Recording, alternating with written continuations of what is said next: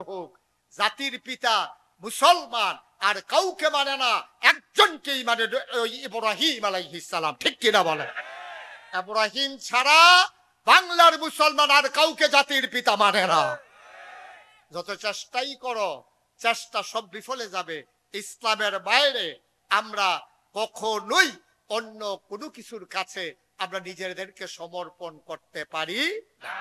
তাইলে এক নম্বরে মানুষের, সকল মানুষের আব্বা কি নাম? জাতির পিতা, রুহানি পিতা নবী মুহাম্মদুর রাসূলুল্লাহ সাল্লাল্লাহু আলাইহি। আর যার যার আব্বা তার তার। আমার আব্বা আমার, মুক্তা ভাইয়ের আব্বা মুক্তা ভাই, শেষ। পাঠান ভাইয়ের আব্বা পাঠান ভাই, এটা কারুরটার সাথে কারুরটার মিল। তাহলে আব্বা হইল কয়জন? চারজন। মুসলমান মন দিয়ে শুনু। আদম সফিউল্লাহ আবুল বাশার, নূহ আদমে সানি, ইব্রাহিম খলিলুল্লাহ, ইসমাইল জবিউল্লাহ, মুসা কালিমুল্লাহ, ঈসা রূহুল্লাহ।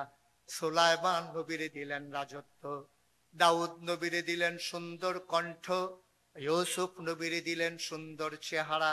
স্বাভাবিকভাবে প্রশ্ন জাগে, আমাদের যিনি নবী, আমাদের নবীকে আপনি কি দিলেন? আল্লাহ যেন ডেকে ডেকে কয়, ও ময়মনসিংহের মানুষ, ও এলাকার মানুষ, হালুয়াঘাটের মানুষ, মন দিয়ে শুনো। তোমার নবীরে কি দিয়েছি জানতে চাও? 1,24,000 বলো, আর 2,24,000 বলো। সমস্ত উলামায়ে কেরাম, মুফাসসিরিনে কেরাম, মুফতিয়ানে আযম, ইমাম সাহেবান, সাহাবিন, তাবিন, তাবে তাবিন, উম্মাহাতুল মুমিনিন, আইম্মে মুজতাহিদিন, আইম্মে শরীয়ত, আইম্মে তরিকত, সালফে সালিহিন, উলামায়ে মুতাকাদ্দিমিন, মুতাআখিরিন, সবাই মিলে একমত হয়ে গেল 1,24,000 বলো, আর 2,24,000 বলো। সকল নবী এবং রাসূল মিলে যা আমার নবীজি একা ইতা। পিছনে দয়া করে কেউ কথা বলেন না, আমাকে একটু সহযোগিতা করেন। আমিন কর। পাঠান ভাই যখন ওয়াজ করবে তখন পিছনে সবাই কথা কইবেন। উনি এলাকার মানুষ তো, যেহেতু আমি দূরের মানুষ, আমি তো ভয় পাই, পিছনে কথা বলার দরকার নাই। আমাকে একটু সুযোগ করে দেন, গভীর মনোযোগের সাথে আমরা কথা শুনবো ইনশাআল্লাহ।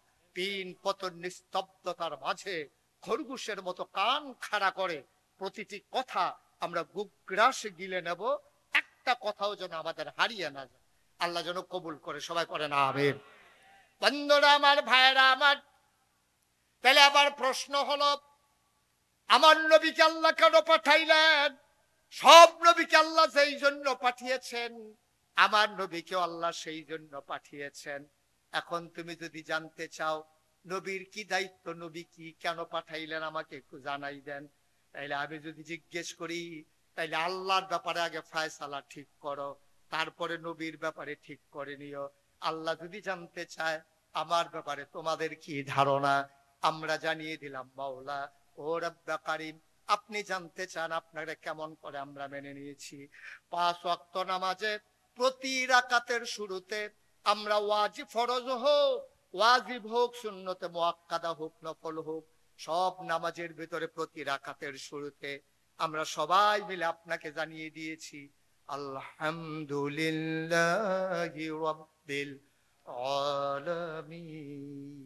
আমরা সবাই জানিয়ে দিয়েছি আপনি হচ্ছেন সমস্ত জগৎ সমূহের জন্য রব। সুবহানাল্লাহ বলবেন না? সমস্ত জগৎ সমূহের জন্য আপনি রব। এখন আপনি যদি বলেন রব কারে কয়, আমি খালেক এটার অর্থ এক শব্দে বলে দিতে পারবো, মালেক এটার অর্থ এক শব্দে বলে দিতে পারবো। আপনি যদি বলেন রহমান, তাও পারবো। আপনি যদি বলেন রহিম, আমি তাও পারবো। আপনি যদি বলেন ওয়াদুদ, আমি তাও পারবো। যদি বলেন সত্তার, গফফার, আইয়ুব, সব আমি এক শব্দে অর্থ বলে দিতে পারবো। কিন্তু আপনি যদি বলেন রব কারে কয়, এক শব্দে বলে দেন দেখি, না, গোটা পৃথিবীর মানুষ পারিনি, আজও পারার কোনো সম্ভাবনা নাই। আমার দৃষ্টিতে রব কারে কয় বুঝতে হলে অন্তত 5টা লাইন লাগবে। কয় লাইন? কথা বুঝেন নাই আমার? কয় লাইন? আপনি কি এই প্রথম কথা কইলেন? আমি তো কই কি রে, আওয়াজ হয় না, কি রে, বাতির তলা আন্দায় আওয়াজ হইব কেমনে? হুজুরই তো কথা কয় না। কয় লাইন? 5 লাইন লাগবে রব বুঝতে। এবার আমি বলি, আপনারা খেয়াল রাখেন, বান্দার যা দরকার, দরকারি জিনিসটাকে দরকারের সময় পরিমাণ মতো চাওয়ার আগে, সুবহানাল্লাহ বলবেন না? কয় লাইন বলছি আমি? বান্দা মানে আমাদের যা দরকার, আমাদের যা দরকার আমরা নিজেরাও জানি না কি দরকার, আমাদের যা দরকার দরকারি জিনিসটা দরকারের সময় পরিমাণ মতো চাওয়ার আগে যিনি দিয়ে দেন তিনি হইলেন রব। সুবহানাল্লাহ বলবেন না? তিনি হইলেন রব্বুল আলামিন। মুসলমান সবাই মিলে স্বীকার করে নিলাম আমার আল্লাহ হইলেন রব্বুল আলামিন। আবার নবীর ব্যাপারে আমাদের কি রায়? রায়ের আগে আমরা আল্লাহর পক্ষ থেকে রায় নিয়ে নেই। আল্লাহ কয়, তোমাদের নবীর ব্যাপারে জানতে চাও তাইলে শুনে যাও, ওয়ামা আরসালনাকা ইল্লা রাহমাতাল লিল আলামিন। আল্লাহ হইলেন রব্বুল আলামিন আর আমার নবী হইলেন রাহমাতুল লিল আলামিন। অর্থাৎ যত জায়গায় আমার আল্লাহ রব, তত জায়গায় আমার নবী রহমত। এমন একটা জায়গা নাই যেই জায়গায় আমার আল্লাহ রব অথচ নবী রহমত না। যত জায়গায় আল্লাহ রব, তত জায়গায় আমার নবী রহমত। আল্লাহ আকাশের রব, জমিনের রব, মানুষের রব, জিনের রব, নদীনালার রব, গাছপালার রব, তরুলতার রব, বৃক্ষরাজির রব, ওই পাহাড়ের রব যিনি আকাশ বানিয়েছেন খুঁটি ছাড়া, জমিন বানিয়েছেন সমতল করে, পাহাড় বানিয়েছেন পেরেকের মাথা করে, যিনি কুলুকুলু বেগে বয়ে যাওয়া নদী, নদীর ভিতরে পানি, পানির ভিতরে মাছ, নদীর কিনারে গাছ, গাছের ভিতরে ফুল, ফুলের পরে ফল, নারিকেল গাছের মাথায় ডাব, ডাবের ভিতরে শরবত, আখের ভিতরে রস। সুবহানাল্লাহ তাআলা। সব জায়গায় আল্লাহ, যত জায়গায় রব তত জায়গায় আমার নবী রহমত। সুবহানাল্লাহ বলবেন না? আমার একটা জায়গা নাই নবী গাছের জন্য রহমত, নবী পশুর জন্য রহমত, গৃহপালিত অথবা হিংস্র মানুষের জন্য, মুসলমান অথবা কাফের, সব কিছুর জন্য আমার নবী হলেন রহমত। সুবহানাল্লাহ বলবেন না? আমার নবী হলেন রহমত আর আমার আল্লাহ হইলেন রব। আমার নবী যে রহমত, আল্লাহ কোরআনুল কারীমে আরো সুন্দর করে ওয়াজ করে দিলেন। আল্লাহ বলেন, فبما رحمة من الله فبما رحمة من الله لنت لهم ولو كنت فظا غليظ القلب لانفضوا من حولك فاعف عنهم واستغفر لهم وشاورهم في الأمر فإذا عزمت فتوكل على الله إن الله يحب المتوكلين। সুবহানাল্লাহ বলবেন না? আমার নবী হইলেন রহমত। ও মুসলমান, এই নবীকে আল্লাহ পাঠাইলেন মানুষকে অন্ধকার থেকে আলোতে, গোমরাহি থেকে হেদায়েতে, কুফর থেকে ইসলামে নিয়ে আসার জন্য, মানুষগুলো যেন সোনার মানুষ হতে পারে। তিনি হলেন মডেল, তিনি উসওয়াতুন হাসানা, তিনি আইডল, তিনি আইকন। আল্লাহ নিজেই বলে দিলেন, লাকাদ কানা লাকুম ফি রাসূলিল্লাহি উসওয়াতুন হাসানা। তিনি হইলেন মডেল, তিনি আইডল, তিনি আইকন, তিনি অনুপম আদর্শ, তিনি হইলেন নমুনা। তুমি যদি সারা বাবা হতে চাও, আমার নবী বিবি ফাতেমার সাথে কি আচরণ করেছে, নবীর চার কন্যা জয়নব, রুকায়া, উম্মে কুলসুম, ফাতেমা, তাদের সাথে নবী যেমন ব্যবহার করেছেন, তুমিও তোমার মেয়ের সাথে এমন ব্যবহার করো, তুমি হয়ে যাবা জগতের সেরা বাবা। ঠিক কিনা? তুমি যদি সেরা স্বামী হতে চাও, তুমি যদি মনে করো আমি এই এলাকার ভিতরে সেরা স্বামী হতে চাই, আমার স্ত্রী যেন বলতে পারে আমার স্বামীর মতো স্বামী হয় না, তাইলে আমার নবীজি আম্মাজান আয়েশা রাদিয়াল্লাহু তাআলা আনহা, আম্মাজান খাদিজা রাদিয়াল্লাহু তাআলা আনহা, ওনাদের মতো 11 জন বিবির সাথে আমার নবী যে আচরণ করেছেন, তোমরাও তোমার বিবির সাথে সেই ব্যবহার করো, তোমরা হয়ে যাবা জগতের সেরা স্বামী। তুমি যদি সেরা বাবা হতে চাও, তাইলে জানতে হবে নবী সন্তানের সাথে কি করেছেন। তুমি যদি সেরা সন্তান হতে চাও, নবী 6 বছর বয়সে আম্মা হারিয়েছেন, জন্মের আগেই আব্বা হারিয়েছেন। সুতরাং নবী তো মা বাবাকে পায় নাই, কেমন আচরণ করেছেন জানবা কেমনে?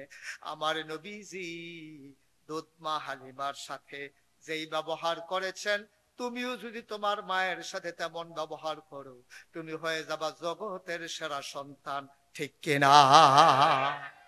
আপনি যে কোনো জিনিসের জন্য একটা মডেল লাগে, একটা নমুনা লাগে। আমি মনে করেন আমার একটা পানির বোতলের দরকার, তা আমার পাঠান ভাই মনে করুন বোতলের ফ্যাক্টরি আছে ময়মনসিংহে, তাই বললাম পাঠান ভাই আমার একটা বোতল বানাই দিয়েন তো একটু শক্ত করে, যেখানে যাই যেন পানি নিয়ে যাইতে পারি। পানি এই এই আমার খাওয়ার জন্য একটা বোতল, পার্মানেন্ট একটা বোতল লাগে, আপনি একটা সুন্দর দেখে আমার একটা পানির বোতল বানাই দেন। তো ওনার কাছে বলার পরে উনি বলতেছে, ভাই আপনার কাছে কি কোনো নমুনা টমুনা আছে, মোবাইলে ছবি টবি আছে? তখন আমি বললাম যে এই যে মাম পানির বোতলটা, এটা নিয়ে আসে। তো মাম পানির বোতল উনি কর্মচারী পাঠিয়ে নিয়ে আসছে। আমি বললাম ঠিক এই মাম পানির বোতলটা যেমন, ঠিক এমন করে কাটা কাটা, মুখটা ছোট, ভিতরটা বড়, চওড়া করে সুন্দর করে একটা বোতল বানাইবে। মুসলমান, সামান্য একটা বোতল বানাইতে আমি যদি পাঠান ভাইকে একটা নমুনা কপি দেওয়া লাগে, মাম পানির বোতল দেওয়া লাগে, তা আপনি সারা মানুষ হয়ে যাবেন। এটার জন্য একজন নমুনার দরকার আছে নাকি নাই? আপনি সারা স্বামী হয়ে যাবেন, এটার জন্য নমুনার দরকার আছে নাকি নাই? বন্ধুরা আমার, ভাইরা আমার, গভীর মনোযোগ। তাইলে তুমি যদি সারা মানুষ হতে চাও, তুমি যদি মনুষ্যত্বের বিকাশ ঘটাইয়া পশু প্রবৃত্তিকে দমন করতে চাও, তুমি যদি হতে চাও পৃথিবীর ভিতরে আল্লাহ যে উদ্দেশ্যে তোমাকে বানিয়েছেন, ইন্নী জাইলুন ফিল আরদি খলিফা, আল্লাহ বলে দিয়েছিলেন আমি একটা কওম, আমি একটা সম্প্রদায়, আমি একদল মানুষ বানাতে চাই যারা হবে আমার খলিফা। আল্লাহ তাবারক ওয়া তাআলা যখন বললেন, ফেরেশতারা বাধা দিলেন, দরকার নাই মানুষ বানানোর, এর আগে জিন বানিয়েছেন, মারামারি কাটাকাটি ঝগড়া বিবাদ করেছে, মানুষ বানাবেন এমনই করবে, আমরাই তো আপনার জন্য যথেষ্ট। আল্লাহ বলে দিলেন না, ইন্নী আ'লামু মা লা তা'লামুন, আমি যা জানি তোমরা তা জানো না। বলেন সুবহানাল্লাহ। মানুষ বানানো হয়ে গেল। আমরা যে এই মানুষ, এই মানুষটা আল্লাহ বানাইতে চান নাই। আমাদের মানুষের সূরত আছে, কিন্তু মানুষের সিরত আমাদের নাই। ঠিক কিনা কর? আমরা দেখতে মানুষের মতো, আমরা মানুষ না। আমরা মানুষ না, আমরা দেখতে মানুষের মতো। মানুষ এইরকমই হয়, দুটা চোখ থাকে, একটা কপাল থাকে, মাথা ভর্তি চুল থাকে, থুতনির নিচে দাড়ি থাকে, কেউ কেউ মাথায় টুপি দেয়, পাঞ্জাবি পরে, লুঙ্গি পরে, হাত থাকে, পা থাকে। এটা হলো মানুষের নমুনা। প্রকৃত মানুষ এটা না। প্রকৃত মানুষ হচ্ছে পশু প্রবৃত্তিকে দমন করে, মানুষত্বের বিকাশ ঘটাইয়া আল্লাহকে রব হিসাবে মেনে নিয়ে, নবীকে নবী হিসাবে জীবন চরিত্র তার আদর্শ হিসাবে মেনে নিয়ে সিদ্ধান্ত জানিয়ে দেওয়া, হুকুম মানবো আল্লাহর, তরিকা মানবো নবীজির। ঠিক কিনা বলেন? বাইরে যারা যায় তারা মানুষের নমুনা হয়, মানুষ হয়। তাহলে আমরা বিধান মানবো কার? আল্লাহ। আরে জোরে কথা কয় না কি এর লেগা? আমরা বিধান মানবো কার? আর তরিকা মানবো কার? নবীজির। এর বাইরে কোনো ইসলাম নাই। আমি ততক্ষণ আমার পীরকে মানবো যতক্ষণ তিনি তার কোরআন সুন্নাহ মতো জীবন চালাবে।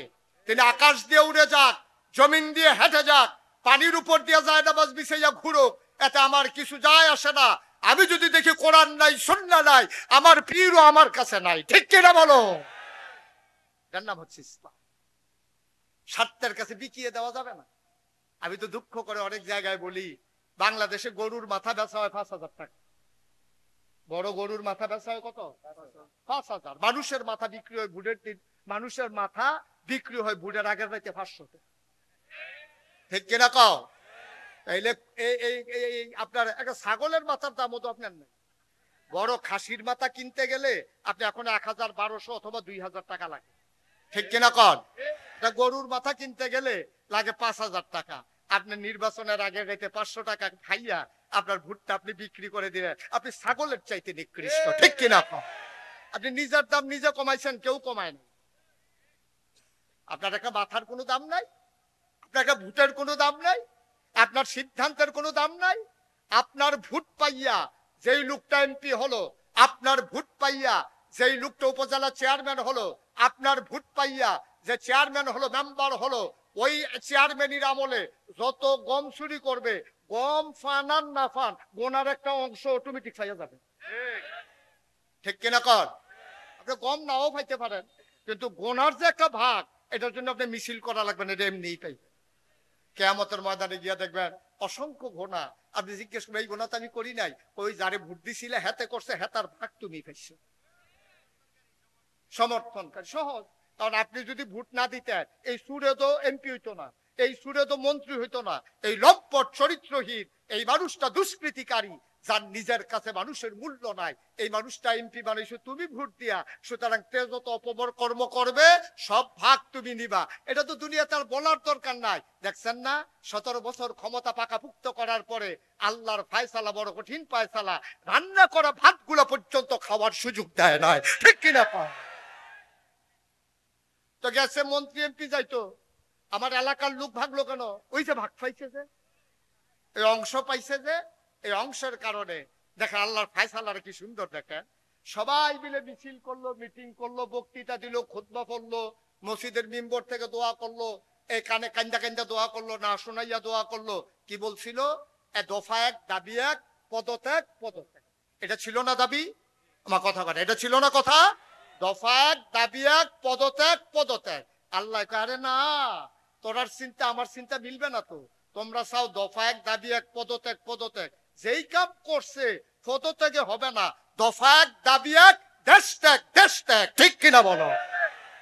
কেউ বলে নাই, কেউ মারেও নাই, কেউ একজনও বলে নাই যে দেশ ত্যাগ করেন। কিন্তু কই যা আপনি না তো দেশ ত্যাগ অন্যের কথা কইছি। উনি মনে করছে উনি বর্ডার কাছে যখন ঘুরান দিয়ে আই গিয়া। না না লাগবে না, মনে ডাকলে আপনি জোর দিবেন নাকি? ওয়াজ করতে আছে আমি কন্ট্রোলে, এখন আমার কন্ট্রোলে আছেন না আপনি? কি এর সময়? উনিও বুঝছে না কার ওয়াজ শুনতে আছে। আরো কয়েক মিনিট গেলে টের পাইবেন কি কারবার যাইতে আছে। সিফাটিয়া বইয়া তা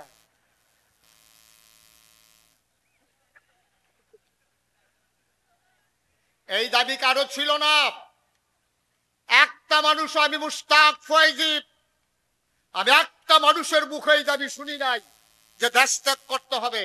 আমরা বারবার মিছিল শুনেছি, শাহবাগের জমিন কাঁপিয়ে দিয়েছে, ওরা বলেছে দফা এক, দাবি এক, পদত্যাগ পদত্যাগ। কিন্তু আল্লাহর ফায়সালা মানুষের ফায়সালা এক না। আল্লাহ তাবারক ওয়া তাআলা এমন ভাবেই তার পাপ গাঢ় করে নিয়েছেন। এই মসজিদের মিনার মিম্বার থেকে যখন ইমামদেরকে নামিয়ে দেওয়া হয়েছে, যখন কথায় কথায় মানুষকে নির্যাতন করা হয়েছে, রাজধানীর রাজপথ রক্তে রঞ্জিত করা হয়েছে আমার যুবকের রক্তে, তখন স্বাভাবিকভাবেই আল্লাহর ফায়সালা চলে আসছেন। ওই মাজলুম যখন হাতের হাত উঠিয়ে দোয়া করে দেয়, আল্লাহর নবী বলেন লা হিজাবা বাইনাহু ওয়া বাইনাল্লাহ, আল্লাহর মাঝে বান্দার মাঝে কোনো পর্দা নাই। ডাক দিতে দেরি, কবুল হতে দেরি নাই। ঠিক কিনা বলো?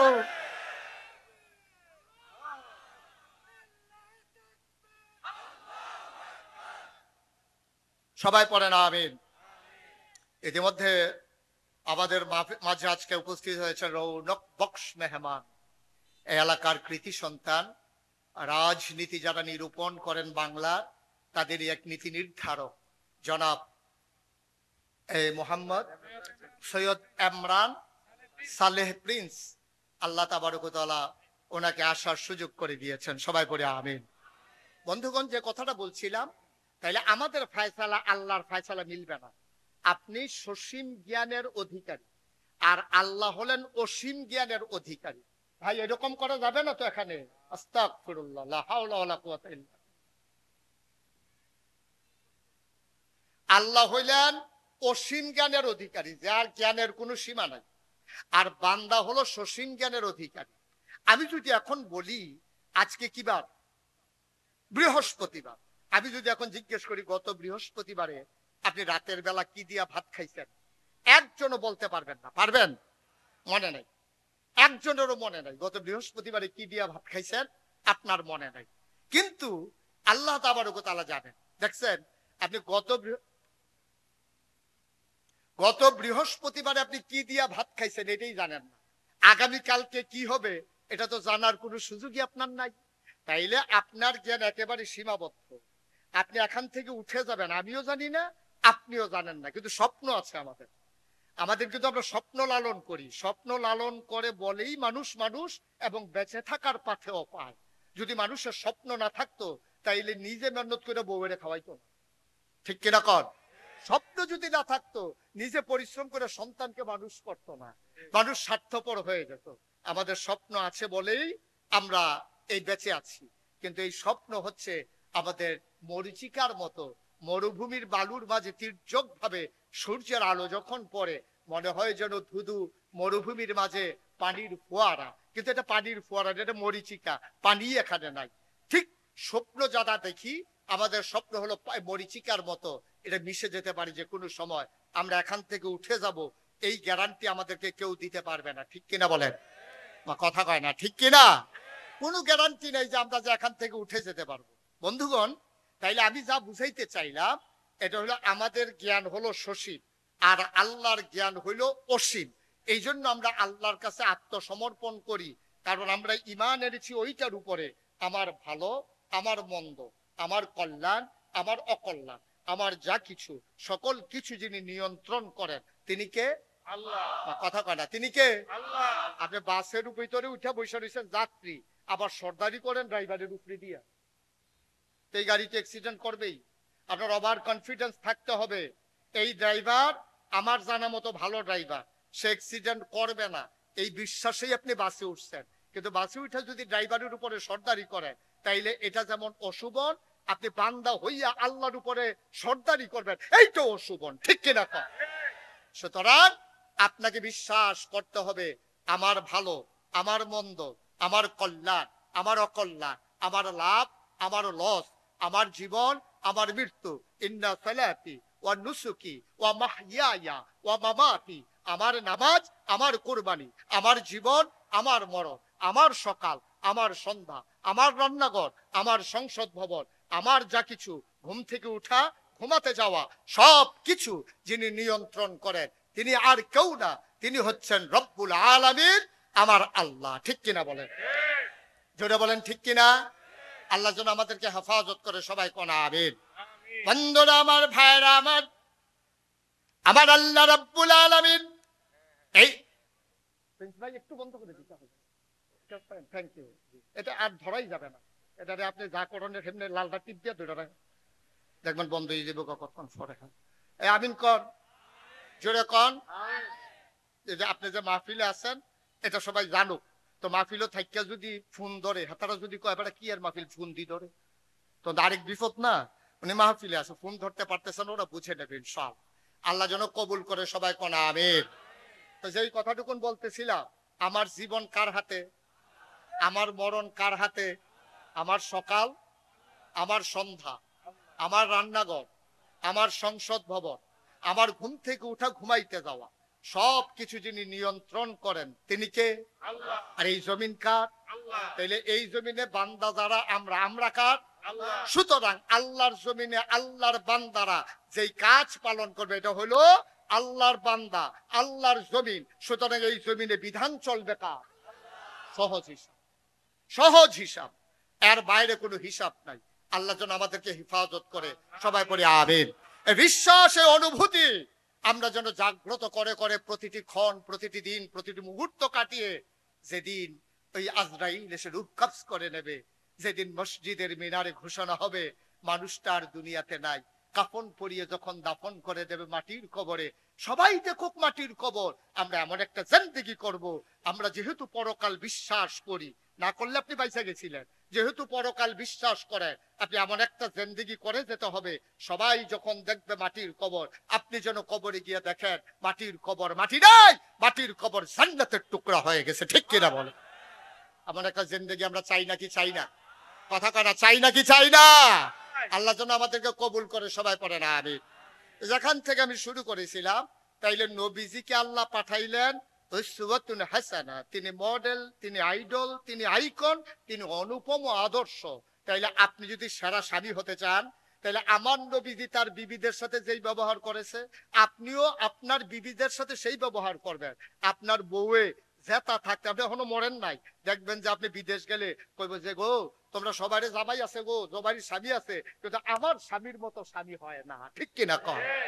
আপনার স্বামী আপনার এটা কইব কেমনে? কেমনে বলবে আপনাকে? আপনি তো অনুপম আদর্শ নিতে পারেন না। আল্লাহর নবী 40 বছর তার তখনও পূর্ণ হয় নাই। পৃথিবীর ভিতরে ঝঞ্ঝা বিক্ষুব্ধ পৃথিবী, মানুষগুলো পশুতে পরিণত হয়ে গেছে মানুষের মতো, কিন্তু মানুষ নাই একটাও। জোরজার মুল্লুক তার। সন্তানেরা বাবাকে মর্যাদা দেয় না, মাকে মর্যাদা দেয় না। এমনও ঘটনা পাওয়া গেছে বাবার এন্তেকালের পরে ছেলেরা মিলেমিশে বড় ভাইকে দিয়া মাকে বিয়ে করাই রাইখা দিছে। নাউজুবিল্লাহ বলবেন না? বাবা মেয়েকে বিয়ে করেছে, ভাই বোনকে বিয়ে করেছে। এমন নির্মমতা, এমন পাশবিকতা সেই জমানায় প্রকাশ হয়ে তখন নবী এসেছে। নবী এসে দেখলেন ভদ্রতা, সভ্যতা, কৃষ্টি, কালচার, আধুনিকতা, পরে হিজগারি বলতে কোনো জিনিস নাই। মানুষ পশুর মতো, পশু যেমন কামড়া কামড়ি করে। পশু দেখবেন, আপনি দেখবেন পশুর স্বভাবটা কেমন, সবগুলা মানুষের ভিতরে চলে আসছে এখন। আগামীকালকে আপনি সকালবেলা পরীক্ষা করবেন, আমার কথা যদি আপনার বিশ্বাস না হয় আপনি পরীক্ষা করবেন। আগামীকালকে 3টা বিস্কিট আপনি কিনবেন। কি কিনবেন? আরে কথা কয় না, কি কিনবেন? 3টা বিস্কিট কিনা আপনি একটা কুত্তারে ডাক দেবেন, একটা কুকুরকে ডাক দিয়া আপনি 3 হাত দূরে 3টা বিস্কিট ফালাইবেন। আগামীকাল সকাল আমি পরীক্ষা করে আপনাদেরকে বলতেছি, ভাই কি করতেছেন আপনি? 3টা বিস্কিট কিনবেন। কয়টা? 3টা বিস্কিট কিনটা 3 হাত দূরে, 3 হাত দূরে 3টা বিস্কিট আপনি ফেলবেন। ফেলা কুত্তারও ছেড়ে দেবেন, দেখবেন কি করে। কুকুরটা দেখবেন একটা মুখে দেয়, আরেকটা পা দিয়ে ধরে রাখে, আরেকটার দিকে চাইয়া থাকে। ঠিক কিনা করেছে? আজকে একটা শিক্ষা নিয়ে বাড়িতে যাই। আল্লাহর নবী 53 বছর মক্কায়, 53 বছর বয়স হয়ে গেছে নবীর। 40 বছরের বয়সে নবুয়ত, 13 বছর মক্কি জীবন। আবার নবী ঘুমিয়ে আছেন রাতের বেলা। জিবরাইল এসে সালাম দিলেন, আসসালাতু ওয়াসসালামু আলাইকা ইয়া রাসূলুল্লাহ। নবী লাফ দিয়ে উঠলেন, ওয়া আলাইকুম আসসালাম ওয়া রাহমাতুল্লাহ। খবর কি? কয় নবী আপনি ঘুমিয়ে আছেন। মক্কার কাফেরার তৎকালীন সংসদ, নাম দারুন নাদওয়া, সেখানে ওরা সিদ্ধান্ত নিয়েছে আপনাকে মেরে ফেলবে। আপনি তাড়াতাড়ি রাতের আধারে মক্কা ছেড়ে মদিনায় চলে যান। আল্লাহর নবী উঠলেন, তিনি ওযু করলেন, তিনি চলে গেলেন আবু বকর সিদ্দিক ওর বাড়ির আঙ্গিনায়। গিয়ে দেখেন দরজা ভেতর থেকে বন্ধ, শেষ রাত হয়ে গেছে। নবী আস্তে করে দরজায় একটা টোকা মারলেন, আস্তে করে ফিস ফিস কণ্ঠে ডাক দিলেন, আবু বকর। কাফেররা শুনে ফেলবে, নবীকে মেরে ফেলবে, এই জন্য আস্তে করে ফিস ফিস করে দরজার ভিতরে বুক লাগাইয়া ডাক দিলেন, আবু বকর। সাথে সাথে দরজাটা খুলে বললেন, লাব্বাইক ইয়া রাসূলুল্লাহ। সুবহানাল্লাহ বলবেন। একটা সেকেন্ড দেরি নেই, জোরে কোনো আওয়াজও হয় নাই। আবু বকর দরজা খুলে দিলেন। নবী চমকে উঠলেন, তিনি থমকে দাঁড়ালেন, তিনি আশ্চর্যান্বিত হয়ে গেলেন। ডাক দিয়া, আবু বকর তুমি কি ঘুমাও না? সুবহানাল্লাহ বলবেন না? আবু বকর, আবু বকর তুমি কি ঘুমাও নাই? একটা মাত্র ডাক দিলাম, তুমি কেমনে টের পাইলা? আবু বকর কয়, আমি তো ঘুমিয়েছিলাম। কই কই ঘুমাইছিলা? কয় দরজায় হেলান দিয়া। সুবহানাল্লাহ কয় না? আমি তো দরজায় হেলান দিয়া ঘুমিয়েছিলাম। কয় বলে কি পাগল, দরজায় হেলান দিয়া ঘুমানো যায় নাকি? কয় আমার ওয়াইফ এই কথা বলেছে। আমি যখন বারবার দরজায় রাত কাটাই দেই, আমার ওয়াইফ, আমার স্ত্রী আমাকে ডেকে কয়, আপনি তো মরে যাবেন, আপনি কি শুরু করছেন? হেলান দিয়া মানুষ ঘুমায় কেমনে? আপনি বিছানায় আসেন। আবু বকর কয়, বিবি আমি বিছানায় যেতে পারবো না, যে কোনো দিন নবী আমার দরজায় আসবে। নবী বলেছিলেন, আবু বকর তৈরি থেকো। বিবি গো, আমি যদি ঘুমাই যাই, আবার নবী যদি একবারের বেশি 2বার ডাকা লাগে, আমার কলিজায় মানবে না। এই জন্য দরজায় দাঁড়িয়ে আছি, নবী যেন বারবার আমাকে ডাকা না লাগে।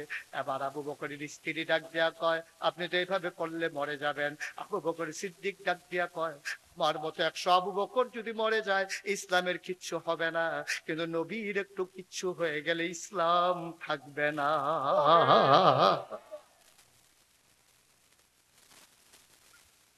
আল্লাহর নবী কয়, আবু বকর। আবু বকরের হাত ধরে হাঁটা শুরু করলেন। আবার আল্লাহর নবী চলে যাওয়ার কথা মদিনায়, হাঁটা দিলেন তিনি উল্টা হাঁটা শুরু করলেন। আবু বকর কই, ইয়া রাসূলুল্লাহ আপনি কি মদিনার রাস্তা ভুলে গেছেন নাকি? কয় না, আমি মক্কার কাফেরদেরকে ভুলিয়ে দিচ্ছি। আমারও ঠিক আছে, কিন্তু মদিনার ওরা মক্কার মানুষগুলা খুঁজবে মদিনার পথে, কারণ ওরা জানে আমি গেলে মদিনায় যাব। এই জন্য আমি মদিনার দিকে হাঁটলাম না, আমি মক্কার ভিতরেই হাঁটলাম, যেন ওরা ওইখানে খুঁজতে খুঁজতে যখন ক্লান্ত হয়ে যাবে তখন যেন আমি চলে যেতে পারি। কি বড় কত সুন্দর! তিনি ভূগোলবিদ ছিলেন, কত জ্ঞানী মানুষ ছিলেন, জ্ঞানের আধার ছিলেন, সূক্ষ্ম বুদ্ধির অধিকারী ছিলেন। কেমন করে বুদ্ধিভিত্তিক তাকে প্রতারিত করে দিলেন। প্রতারণা বলা নবীর জীবনে ঠিক হবে না, বুদ্ধিভিত্তিক তাদেরকে গোলক ধাঁধায় ফেলে দিলেন, তাদেরকে ওই রাস্তার ভিতরে আবর্তিত করে রাখলেন, যেন নবীর কথা তারা খুঁজতে খুঁজতে ভুলে যায়, আর যেন মনে না থাকে। আবু বকর সিদ্দিক হাঁটতেন, উল্টা দিকে হাঁটতে হাঁটতে সকাল হয়ে গেল, সূর্য পশ্চিম আকাশে হেসে উঠলো, ফকফকা আলোতে ভরে গেল গোটা দুনিয়া।